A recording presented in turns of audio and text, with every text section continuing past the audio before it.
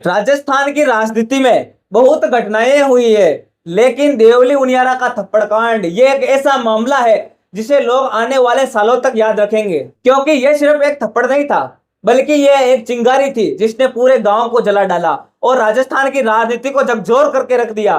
13 नवंबर 2024 को टोंक जिले की देवली उनियारा विधानसभा सीट पर उपचुनाव हो रहे थे। मतदान पूरे जोश के साथ चल रहा था। गांव में चुनावी रैलियां, नारों की गूंज और लोगों का उत्साह चरम पर था।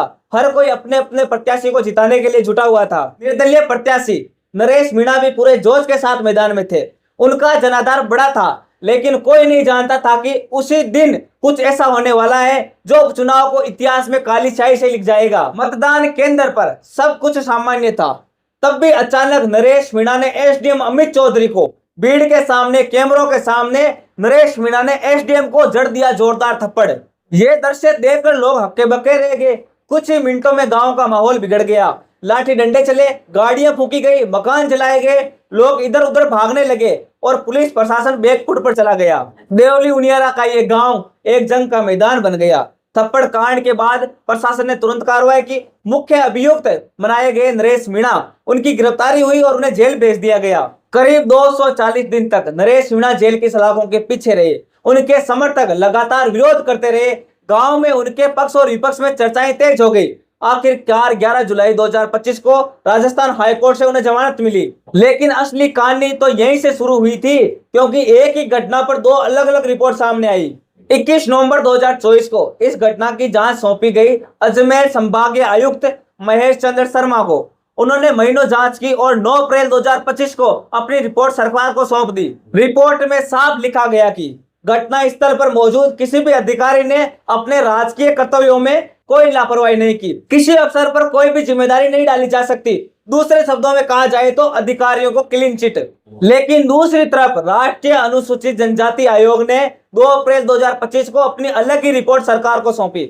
यह रिपोर्ट 23 पन्नों की थी और इसमें लिखा था इस पूरी घटना का असली जिम्मेदार एसडीएम अमित चौधरी है। पुलिस ने भी हिंसा रोकने में गंभीर चूक की। निर्दोष ग्रामीणों पर झूठे मुकदमे दर्ज किए गए। इन मुकदमों को हटाया जाए और पीड़ितों को मुआवजा दिया जाए। आयोग ने तो यहाँ तक कह दिया कि दोषी अफसरों पर 30 दिन में कार्रवाई हो। यहाँ से राजनीति गर्मा गई। राजस्थान के कृषि मंत्री किरोड़ीलाल मीणा लगातार कहते रहे हिंसा की असली वजह अधिकारी है, उनकी लापरवाही ने हालात बिगाड़े। उन्होंने न्यायिक जांच की मांग की, लेकिन संभागीय आयुक्त की रिपोर्ट में उनके आरोपों को ठंडे बस्ते में डाल दिया गया। सरकार ने रिपोर्टों को सार्वजनिक तक नहीं किया और तब भी राजनीति का यह मुद्दा और गर्मा गया। इस बीच आयोग की सिफारिश पर राज्य सरकार ने 30,95,000 रुपए मुआवजे की मंजूरी दी। 7 घायलों को 1-1 लाख रुपए दिए गए। बाकी रकम उन लोगों को मिली जिनके घर या वाहन हिंसा में जल गए थे। लेकिन गांव वाले आज भी पूछते हैं, जब आयोग ने अधिकारियों को दोषी माना तो उन पर कार्रवाई क्यों नहीं हुई? निर्दोष ग्रामीणों पर लग गए मुकदमे कब हटेंगे? इन सवालों के जवाब आज तक नहीं मिले।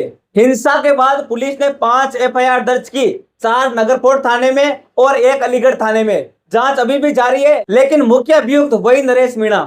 अब सोचिए, एक ही घटना, एक ही दिन, लेकिन 2 अलग अलग रिपोर्टें। संभागीय आयुक्त कहता है अफसर निर्दोष है, एसटी आयोग कहता है अफसर दोषी है। आखिर सच कौन सा है? क्या यह पूरा मामला सिर्फ सत्ता और राजनीति का खेल है, या फिर जांच एजेंसियां सचमुच अलग अलग नजरिए से देख रही है? देवली उनियारा का यह थप्पड़ कांड अब सिर्फ एक चुनावी घटना नहीं रहा, यह राजस्थान की राजनीति का आईना बन चुका है। आपको क्या लगता है, सच किसकी रिपोर्ट में छिपा है, सरकार की या आयोग की? अपनी राय कमेंट करें और जुड़े रहिए भारत प्रेस के साथ।